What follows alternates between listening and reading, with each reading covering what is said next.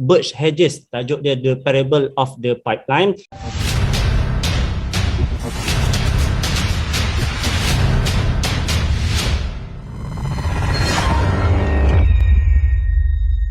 Part yang ketiga mengenai Pablo sebagai seorang pipeline builders dan juga Bruno sebagai bukit carriers. Kat sini dia menceritakan mengenai dua orang yang berbeza. Tak kisahlah pilihan siapa yang kita pilih, tetapi kita kena tahu pelajaran apa yang kita boleh dapat berdasarkan dua cerita ini. Okey, cerita yang pertama mengenai seorang baseball player. Okey, seorang baseball player yang sangat terkenal.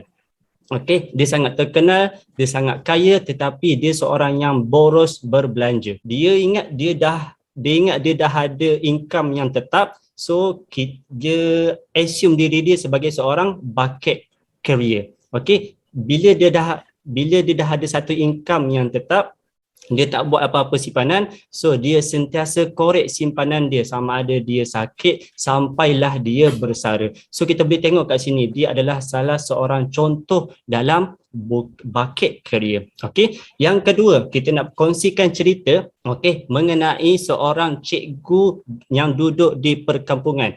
Okey, yang tadi kita dah dengar cerita mengenai the bucket career, manakala seorang guru ni pula adalah seorang pipeline builder. Macam mana kita boleh tahu dia sebagai seorang pipeline? Okey, dia seorang yang mempunyai gaji yang kecil. Okey, tak kisahlah sesiapa pun yang ada gaji yang kecil, kalau ada mindset yang kuat, mestilah dia ada tabung simpanan yang kukuh. Okey, sama juga macam dengan seorang cikgu ni yang duduk hanya di perkampungan, tetapi walaupun gaji dia kecil, dia boleh terus menyimpan, dia konsisten menyimpan, asalkan dia dah securekan dia punya simpanan, sampaikan dia ada aset. Sebelum dia meninggal tu dia ada aset hampir 2 juta USD. Walaupun dia ada income yang kecil, okey, satu income yang kecil ni dipanggil sebagai dia punya little income. Okey, bila kita campurkan dengan dia punya pipeline, sebab kita panggil dia sebagai seorang pipeline builder. So pipeline ni dia mengambil masa bertahun-tahun lamanya.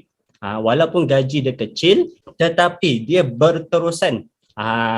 Dia berterusan menyimpan dalam bentuk aset, dalam bentuk investment, stock, bond. Okey, tak kisahlah macam mana pun dia punya portfolio, tetapi dia menyimpan dalam satu tempoh yang panjang. So inilah yang kita panggil sebagai pipeline builder. Okey, bila dia dah melalui satu proses yang panjang itu, barulah kita boleh nampak dia ada satu kejayaan, iaitu hasil simpanan yang panjang. Okey, pemain baseball tadi dia ingat dia dah ada wang yang banyak.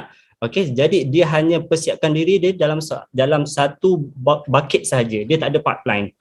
Dia tak ada wawasan yang tinggi, dia tak ada simpanan yang tinggi. Jadi kalau macam cikgu ni tadi, cikgu di perkampungan, dia berdisiplin, dia konsisten menyimpan, dia membina pipeline dia yang kukuh. Okey, dia mengambil masa yang panjang untuk dia bersara, untuk dia bersenang lenang di hari yang kemudian. Okey, jadi apa yang kita boleh belajar, apa yang kita boleh faham daripada episod ketiga yang ditulis oleh Butch Hedges di dalam Parable of the Pipeline? Okey, yang pertama, tak kisahlah sesiapa pun, tetapi kalau manusia itu mempunyai bucket yang besar, confirm dia akan berbelanja dengan besar. Okey, jadi kunci untuk kita financial freedom, macam biasa, kita semua PGBO di G100 network, kita tahu kita punya tagline adalah the ultimate financial freedom. Okey, so dia punya basic adalah kita kena ada simpanan yang kukuh. Okey, kita kena ada mindset yang betul, mentality yang betul. Jadi dengan cara kita punya mentality yang bagus, ataupun kita berada di dalam sekeliling network yang positif, jadi dia akan membantu kita untuk membina kita punya pipeline dengan lebih kukuh. Kita kena ada mindset yang betul, kita kena ada mentality yang betul supaya kita boleh membina pipeline kita lebih kukuh lagi.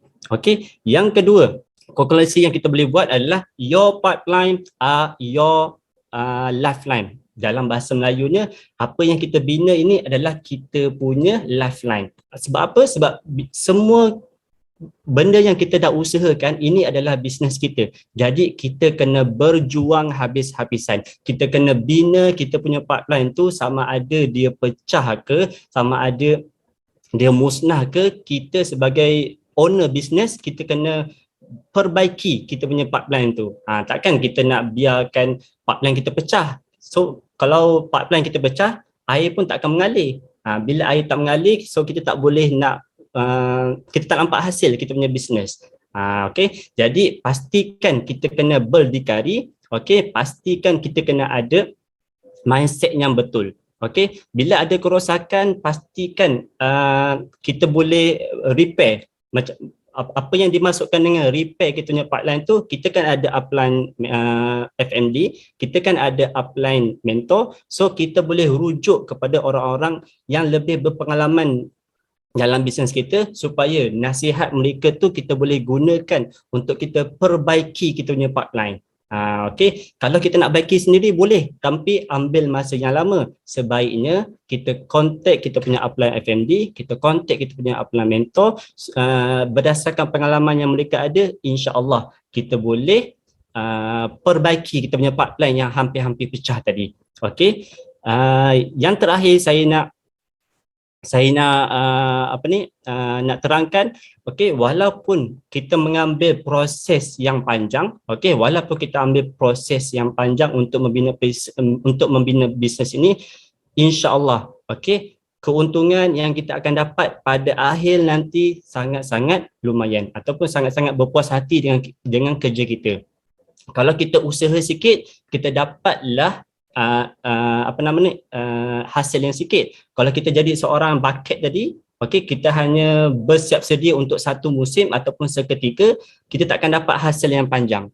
Okey, kalau kita membina pipeline macam yang dah disarankan dalam cerita Birch Hedges ni, kalau kita dah bina pipeline yang kukuh, insya-Allah kita akan dapat keuntungan yang lebih lumayan pada akhir bisnes kita nanti.